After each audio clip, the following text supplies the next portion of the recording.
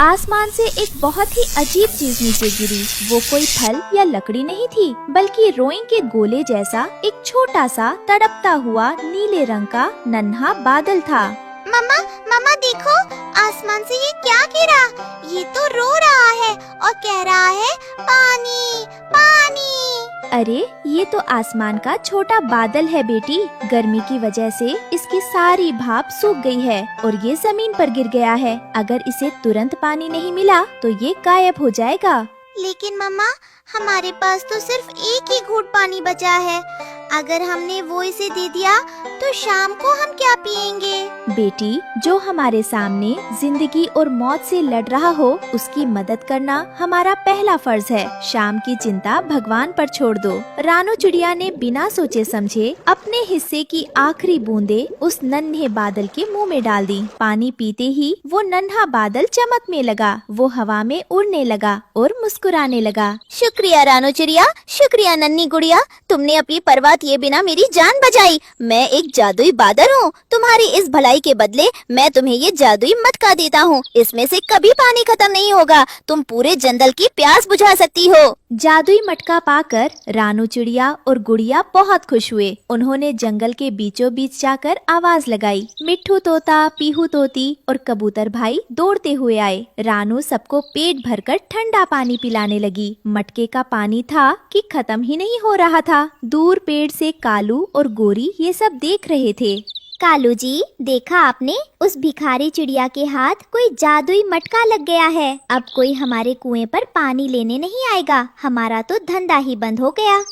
अरे हाँ गोरी, अगर वो मटका हमारे पास आ जाए तो हम पूरे जंगल पर राज करेंगे।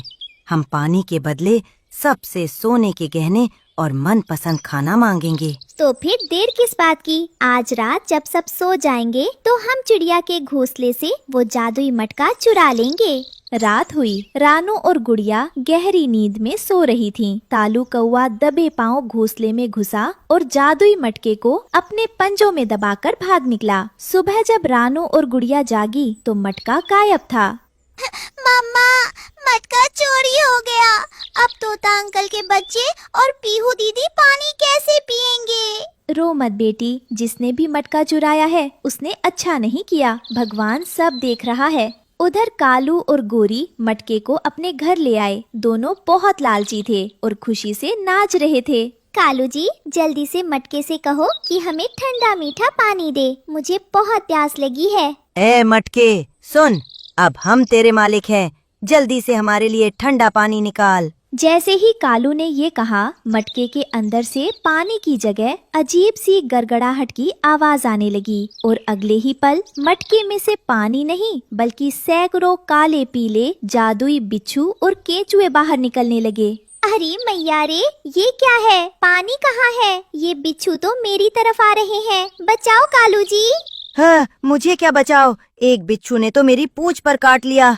ओई माँ, बहुत दर्द हो रहा है। मटके से निकलते ही जादुई बिच्छू पूरे घर में फैल गए और कालू गोरी को दौड़ा दौड़ा कर काटने लगे। दोनों दर्द से चीखते हुए घर से बाहर भागे, लेकिन बिच्छू आसमान में उड़कर उनका पीछा करने लगे। तभी कालू गुस्से और डर के मारे वापस घर के अंदर भागा और मटके को उठा लाया।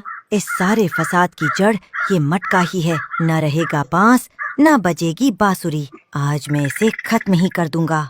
हाँ कालू जी, इसे अभी फोड़ दो, वरना ये बिच्छू हमें मार डालेंगे। कालू ने पूरी ताकत लगाकर मटके को जोर से जमीन पर दे मारा, लेकिन ये क्या, मटका टूटा नहीं बल्कि जमीन से टकराते ही उसमें से नीले रंग के जादुई पंख निकल आए। मटका हवा में तैरने लगा और कालू गोरी उसे हैरान होकर देखने लगे। लालची कव्वो, तुम मेरा कुछ नहीं बिगाड़ सकते। जो दूसरों का हक छीनता है उसे कभी सुख नहीं मिलता। इतना कहते ही जादुई मटका अपने पंख फड़फड़ाते हुए आसमान में उड़ गया और सीधे रानू चिड़िया के घोंसले में जाकर आराम से अपनी जगह पर रख गया। इधर पीछे सारे बिच्छू भी गायब हो गए, लेकिन कालू और गोरी दर्द से कराहते रह गए। ओए माँ, ये कैसा मटका था गोरी? टूट कर फूटने के बजाय इसमें से तो पंख निकल आए और ये उड़ गया। हाय राम, अब हम क्या करेंगे कालू जी? मटका तो उड़ गया, पर ये बिच्छू हमें ऐसा डंक मार गए हैं कि मेरा तो पूरा शरीर ही सूज गया है। हमसे बहुत बड़ी गलती हो गई।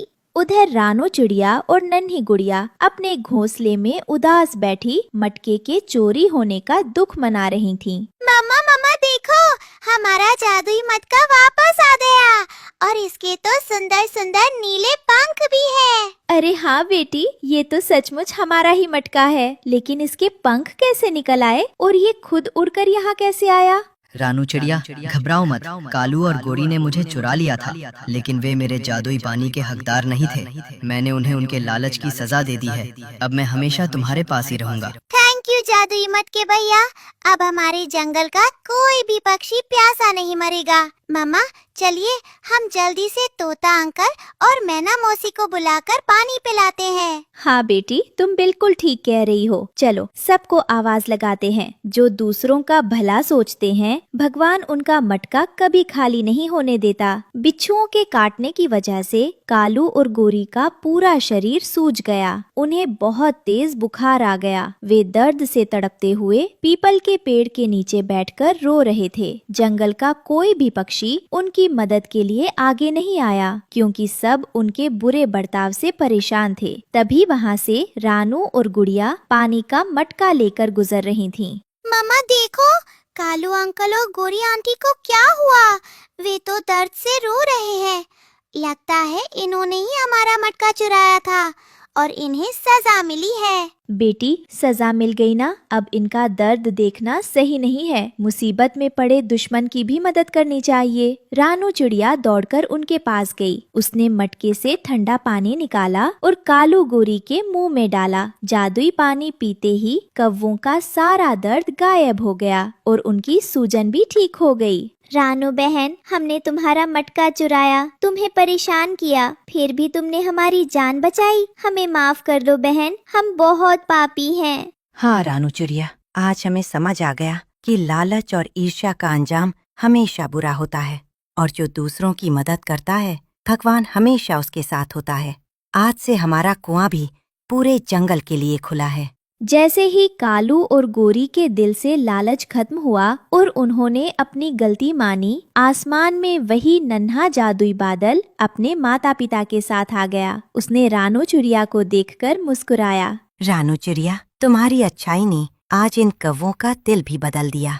अब इस जंगल का सूखा हमेशा के लिए खत्म होता है। और देखते ही देखते जंगल में ठंडी हवाएं चलने लगी और झमाझम बारिश होने लगी। सूखी नदियां और तालाब फिर से पानी से भर गए। सारे पक्षी नाचने और गाने लगे। कालू और गोरी भी अब बदल चुके थे। वे भी सबके साथ मिलकर खुशी से झूम रहे थे। लालच का फल हमेशा कड़वा और बुरा होता है। हमें हमेशा दूसरों की मदद करनी चाहिए, क्योंकि हमारी की हुई भलाई किसी न किसी रूप में हमारे पास वापस जरूर आती है। जंगल में झमाझम बारिश होने के बाद सभी पक्षी बहुत खुश थे, लेकिन कालू और गोरी का लालच पूरी तरह खत्म नहीं हुआ था। वे दोनों तालाब के किनारे बैठकर आसमान में उड़ते हुए उसी नन्हे जादुई बादल को देख रहे थे। कालू जी, वो जादुई मटका तो हमारे हाथ से निकल गया, लेकिन जरा उस जादुई बादल को देखो, वो जहाँ भी जाता है वहाँ खुशहाली आ जाती है। हाँ गोरी, उस दिन रानू चिड़िया ने इसे सिर्फ एक घूंट पानी दिया था, तो इसने उसे जादुई मटका दे दिया। अगर हम इस बादल को ही अपने घर में कैद कर लें, तो ये हमारे लिए सोने की बारिश भी कर सकता है। आपने बिल्कुल सही कहा। चलो इस बादल को पकड़ने का कोई उपाय सोचते हैं। कालू और गोरी ने एक बहुत ही आसान और कपटी योजना बनाई। कालू कहीं से एक सुंदर चमकीला लाल फूल उठाकर लाया और उसे जमीन पर रख दिया। फिर गोरी उस फूल के पास बैठकर जोर जोर से रोने का नाटक करने लगी, ताकि मासूम जादुई बादल उसकी आवाज सुनकर नीचे आ जाए। हाय राम, कोई मेरी मदद करो। गर्मी की वजह से मेरा ये सुंदर फूल सूख रहा है। कोई आकर इसे थोड़ा सा पानी दे दो, नहीं तो ये मर जाएगा। मासूम जादुई बादल ने गोरी की आवाज सुनी। वो रानू चिड़िया की तरह ही दयालु था, इसलिए वो तुरंत आसमान से नीचे उतरा और फूल को पानी देने के लिए जैसे ही पास गया, कालू ने ऊपर से एक बड़ा मटका उल्टा करके उसे ढक दिया। बचाओ रानू चिड़िया, गुड़िया मुझे बचाओ, ये लालची कौवे मुझे मार डालेंगे, मुझे बाहर निकालो। अब चिल्लाने से कुछ नहीं होगा बच्चे, अब तुम हमारे कैदी हो। चलो गोरी, इसे अपने गुप्त ठिकाने पर ले चलते हैं। उधर आसमान में अचानक काले बादल हटने लगे और तेज धूप निकलने लगी।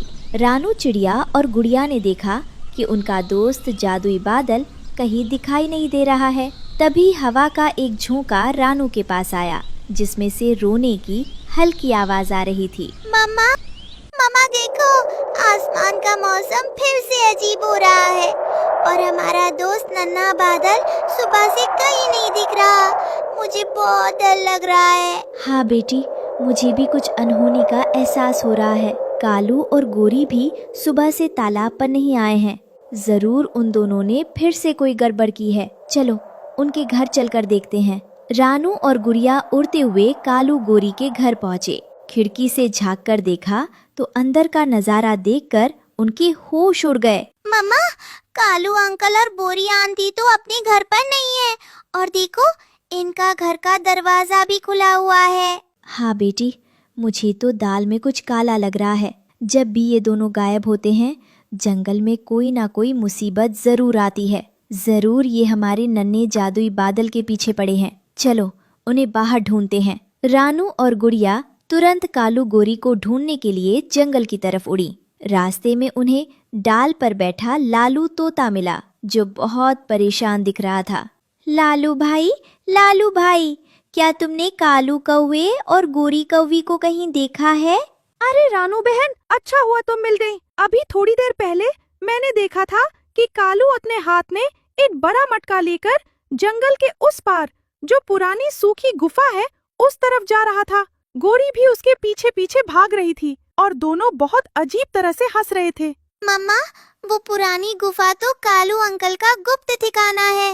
वे पक्का हमारे दोस्त बादल को वही ले गए हैं।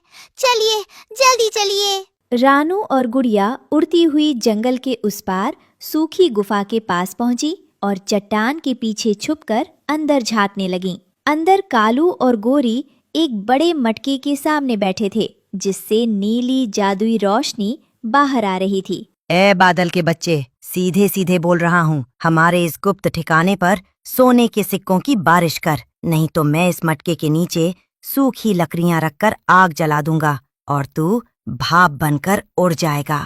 हाँ कालू जी, इसे बिल्कुल मत छोड़ना। जब तक ये गुफा को सोने के सिक्कों से ना भर दे, इसे इस मटके से बाहर मत निकालना।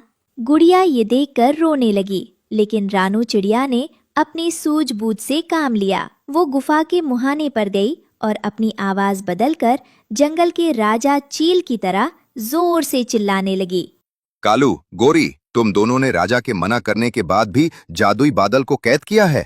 रुको, मैं अभी सैनिकों को बुलाकर तुम दोनों को काल कोठरी में डालता हूँ। अरे बाप रे, राजा चील आ गए। कालू जी भागो, अगर उन्होंने देख लिया तो हमारी खाल खींच लेंगे।